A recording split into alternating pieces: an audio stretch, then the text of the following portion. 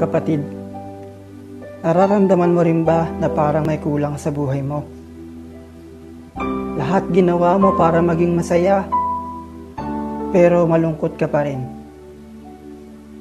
Hindi ka pa ba napapagod sa lahat ng mga inaatupag mo na wala namang palang kabuluhan? Para bang may kulang sa puso mo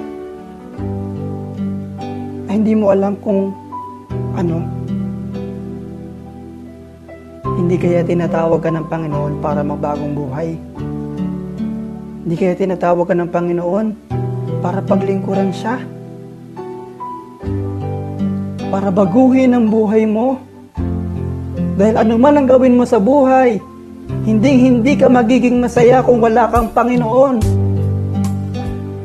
Kung wala ka sa piling ng ating Panginoon. Kaya wag mo nang aksayahin ang panahon mo, ang oras mo sa mga bagay na walang kabuluhan o kahit sa mga tao na magdadala sa iyo sa kasalanan. Tinatawag ka ng Diyos sa kabanalan, sa kabutihan. Buksan mo yung puso mo. Magbagong buhay ka. Alisin mo lahat ng mga kasalanan mo, yung galit, puot, hinanakit sa puso mo.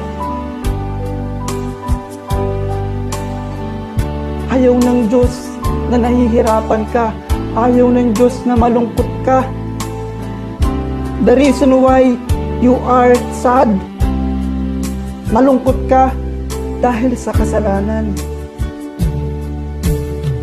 Gusto ng Diyos, magpakabuti ka. Kaya wag mo nang patigasin yung puso mo. Kung naririnig mo ang tinig ng ating Panginoon, tumugon ka. Magbagong buhay ka. Hindi pa huli ang lahat. At sa mga tinatawag ng ating Panginoon, kung tingin mo tinatawag ka na magpare o magmadre, huwag kang matakot na sundin siya. Bibigyan kanya ng grasya. So sasabihin ko sa iyo, hindi mo talaga kaya na mag-isa.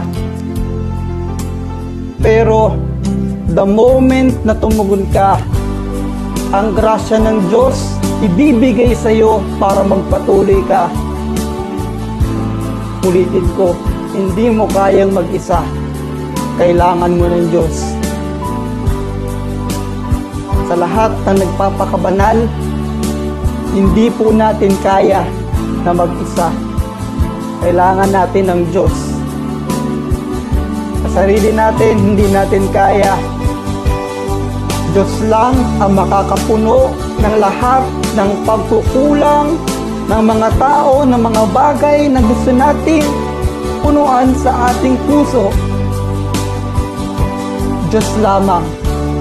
Sabi nga ni St. Augustine, my heart will not rest until it rests in God. Kapatid, iulit ko, if you hear the voice of the Lord, harden not your heart. Tutugon ka ba?